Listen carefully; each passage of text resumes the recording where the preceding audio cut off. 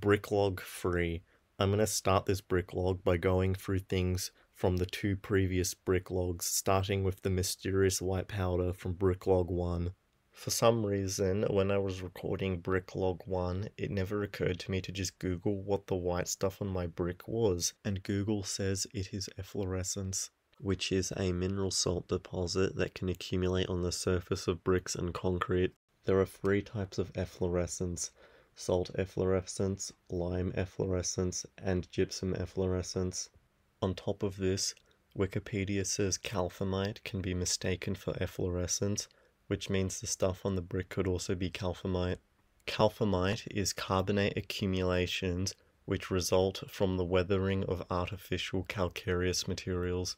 Apparently, there is a way to tell between calcium and efflorescence. If calcium is wet, nothing will happen, but if efflorescence is wet, it will disappear and then reappear when the water is dried away. So I wet the white stuff and it disappeared when it got wet and reappeared when it dried up again. So it must be efflorescence. I don't know how to distinguish between lime and gypsum efflorescence, but I do know how to tell whether or not it is salt efflorescence, and that's simply just by licking the brick. So I licked the white stuff and it didn't taste salty. I also licked other parts of the brick with no white stuff on it, as well as other bricks that had no white stuff on them, and everything tasted the same. This could be because of 2 reasons. 1, it is salt efflorescence, but there isn't enough salt efflorescence to make a taste, or 2, it's some other type of efflorescence that just doesn't taste salty. So either way, I'm pretty sure it's some kind of efflorescence on the brick. Now that I'm reasonably sure I know what this stuff is, I can show you how it actually got on the brick. So the way efflorescence forms is when it rains, the water will get into the brick through its many holes. Once the water is in the brick, it will dissolve whatever soluble materials are in the brick, i.e. minerals and small gypsum particles. When the water starts evaporating, these materials will be transported to the surface of the brick where they will be deposited. This results in white stains. So the mystery substance is solved. It's most likely some kind of efflorescence. Now let's move on to the white patch from bricklog 2. Unlike the white stuff, I have no idea what the white patch could be. That aside, some interesting stuff has happened to it since the previous log. First of all, it has changed location. In bricklog 2, it is here, and in this part of bricklog 3, it is here. So it moved from approximately here to there. The white patch also changed colour since the last log, getting a lot darker.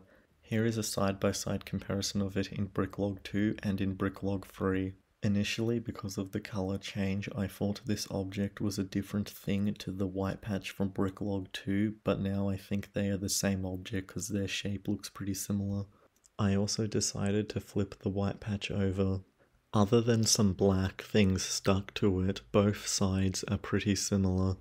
Okay, now that the stuff from the previous 2 logs has been addressed, let's talk about some completely new stuff. Looking at the brick, you can see there is a bunch of new objects, such as this piece of wood with a thing on it, and a bunch of bug bits. There is also a piece of moss and some bug poop, as well as a clump of dirt and a piece of a brick that I think comes from a different brick, not this one. Normally this is the part of the log where I would pick up the items and put them under the microscope to show you them close up. But there is a whole bunch of problems with this. First of all, picking up the items has a risk of getting them lost because they're small. If I drop them on the floor, that's it, they're gone forever. No chance of me finding them, they're too small.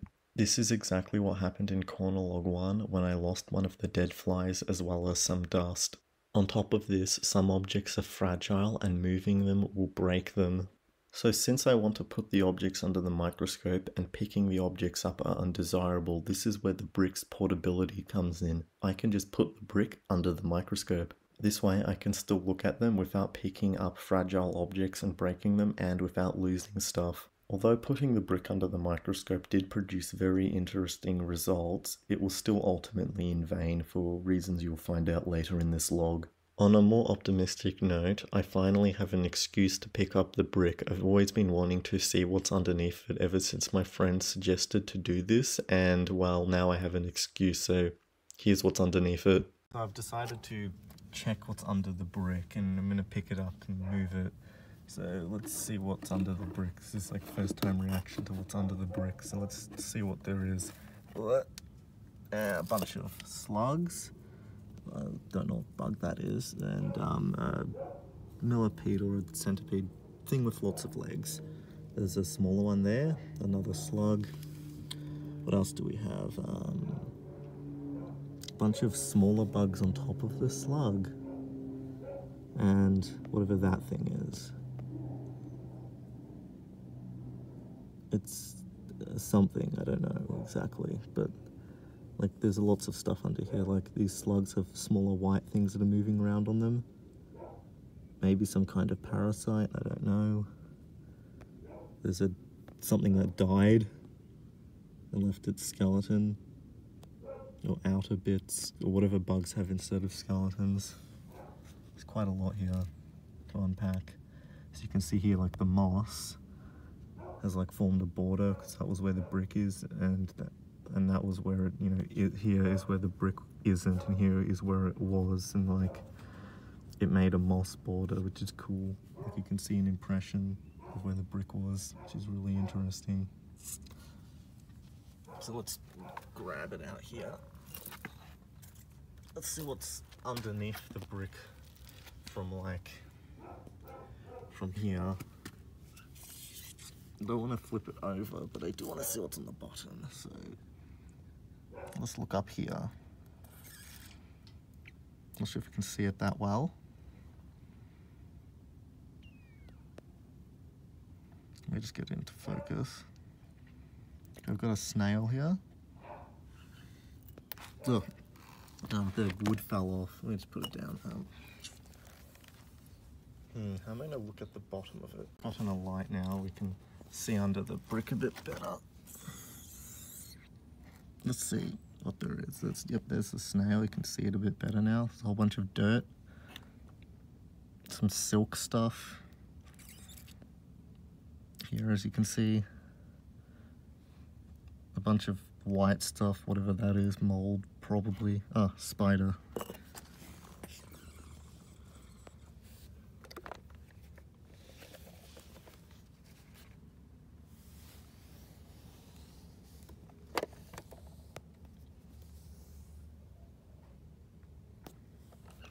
So yeah, there's a lot of interesting stuff under the brick. I disturbed a lot of bugs and other things, whatever they're called. I'm not an entomologist.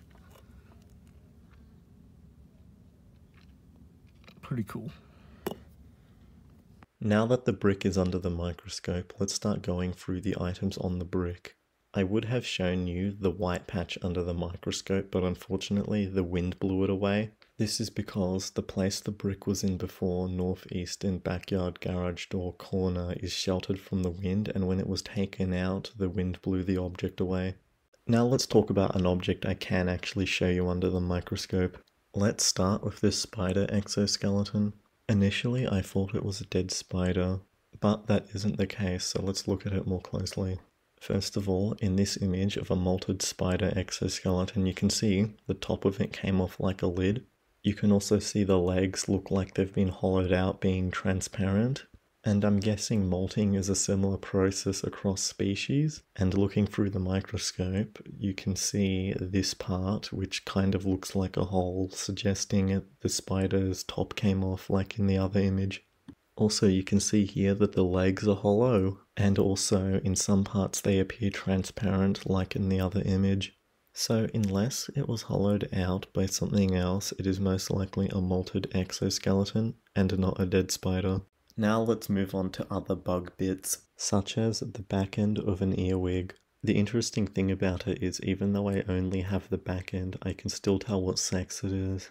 The cerci on male earwigs are typically more curved than females, and since the cerci on this bug bit are straight, it's probably a female. Moving on to this object, initially I thought it was a bug bit, but putting it under the microscope reveals that it is a piece of moss. There is also this bug leg I wanted to show you under the microscope, but the wind blew it away before I could show you it. Although I can't give you a close-up look of the bug leg, I can give you a close-up look of the bug poops. I moved them closer together so you can see them in a single image. Now let's move on to the piece of wood. This piece of wood is the biggest object I've found on the brick so far. On top of this, I have no idea where it came from. It's too big for the wind to have blown it on top of the brick. And its presence isn't the result of bugs existing. It's not like it's bug poop or bug bits. That aside, the wood does have some interesting stuff on and around it. Let's start with the brick fragment and the dirt clump. I can't show you either of these items under the microscope. No, it's not because the wind blew them away. It's because I didn't even notice they existed until editing this brick log after all the pictures and videos have been taken, and these objects have long gone since then, so I can't give you a closer look at them. But I can give you a closer look at the white thing on top of the wood piece. It appears to be made out of some sort of white fibrous material, possibly spiderweb. Flipping the wood on its side, you can see here there are two red fibers stuck in the clump. Since this one is smooth and appears to have a circular cross-section, I'm going to guess it's polyester. The other one I'm guessing is coarse wool, because the textures look similar and the size difference between the two red fibers are pretty similar to the size difference between the coarse wool and the polyester. They could probably also be a fiber that is not contained in this image. I don't know, I'm not an expert in fibers. Elsewhere on the piece of wood, there are these black patches which look like bug poop. So I'm going to assume they're bug poop, but I'm not entirely sure what they are. And as for the piece of wood itself, well, it's a piece of wood, there isn't really that much to say about it. Now let's move on to the brick itself. Looking down upon the brick with the microscope makes it look like its own tiny world with various biomes and landmarks, such as mountains and valleys. The moss is primarily what would define the biome. If there's lots of moss, it's a lush green area, and if there's no moss, it's a dead wasteland. And now let's do a tour across the brick's surface. Look at the environment on the brick. Let's start with here. You can see this little bug off in the distance. Let me get it into focus.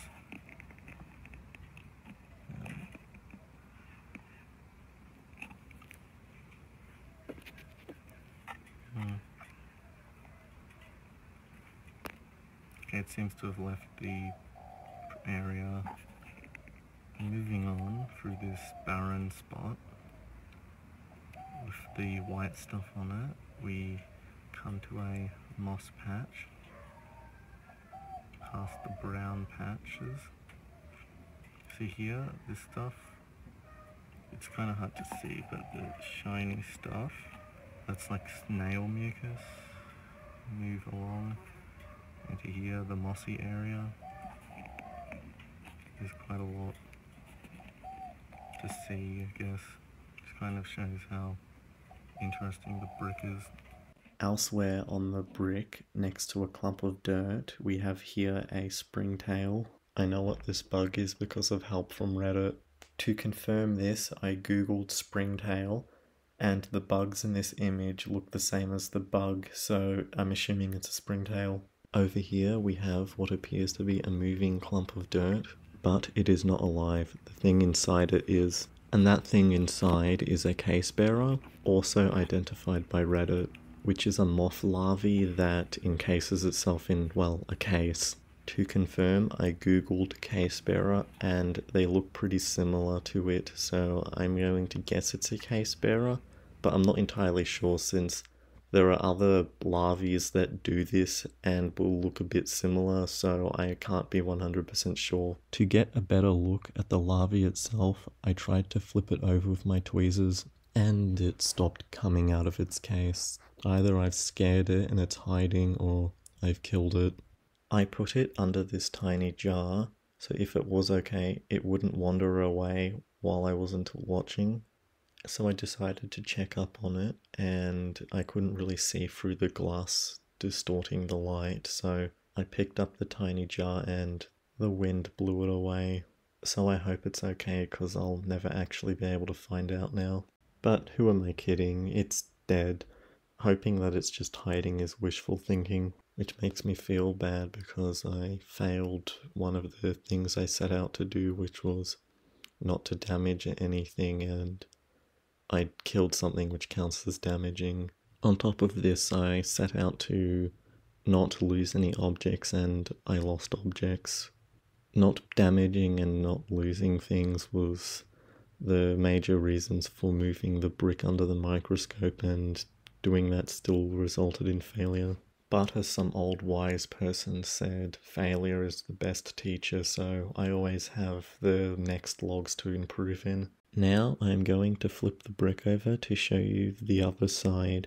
It's not like anything bad has happened when I try to flip stuff over, so we should be fine. And yes, several items were lost when I did this, but I lost them on purpose for reasons you'll find out later. The immediately noticeable difference is that there is no moss because there was no sunlight, but there is mold, so at least there's some form of life on this side of the brick. Since there is no moss on this side of the brick, I would say the difference in biome is determined by the amount of mortar. This area has a lot of it, so it kind of looks like a rocky mountain, while this area doesn't have much, so it kind of looks like a savanna. This side of the brick also has commonalities with the other side of the brick, such as mountains and valleys. And like the other side of the brick, it also has bug poop on it.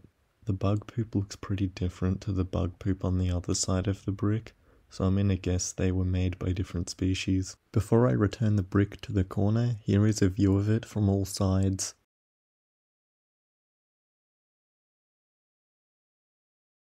Now let's return the brick to the corner.